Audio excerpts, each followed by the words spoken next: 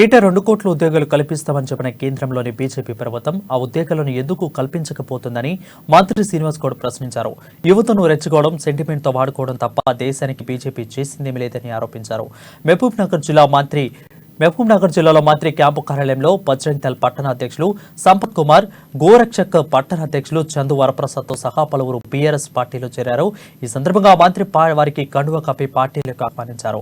మహబూబ్ నగర్ లో 9 ఏళ్లలో చేసిన అభివృద్ధికి ఆకర్షితులై పార్టీలో చేరుతున్నట్లు బజరంగ్ దళ్, గోరక్షక్ నాయకులు తెలిపారు. బజరంగ్ దళ్ అధ్యక్షుడు తమ్ముడు సంపత్, గోరక్షక్ ప్రముఖ్ గోపి, చందు సంపత్, చందు ఆధ్వర్యంలో చాలా మంది యువ నాయకులందరూ కూడా ఈరోజు పార్టీలో జాయిన్ కావడం వారిని మనస్ఫూర్తిగా ఆహ్వానిస్తా ఉన్నా. యువతను రాష్ట్రంలో కానీ దేశంలో తప్పుదో పట్టించి జనరల్ గా యువతకు కావాల్సింది చదువు, ఉద్యోగాలు. వాళ్ళకు తల్లిదండ్రులు కష్టపడి చదివించింది ఒక ప్రైవేట్ ఉద్యోగులు కావాలని, చదువుకొని ఉద్యోగాలు దొరకాలని.